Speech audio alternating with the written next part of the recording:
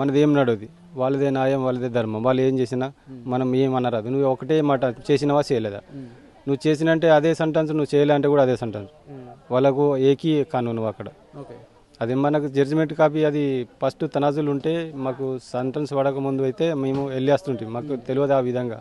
మాకు అప్పుడు అరబీ రాదు, తెలుగు రాదు, అది హిందీ రాదు, ఇంగ్లీష్ రాదు. మాకు దాకా వాళ్ళకు పాకిస్తాన్ వాళ్ళకి వీజాలు ఉండట్లా. వాళ్ళు మాట్లాడి లాయర్ని పెట్టి వాళ్ళకు సేమ్ సెంటెన్స్ మాకు 20 సంవత్సరాలు సంతం పెంచినారు. అంటే మీరు వెళ్ళిన తర్వాత మళ్ళీ మీ జైలు జీవితం పొడిగించారని చెప్తున్నారు కదా, ఎంతవరకు నిజం సార్? అది 10 సంవత్సరాలు మాకు ఫస్ట్ ఇచ్చినారు.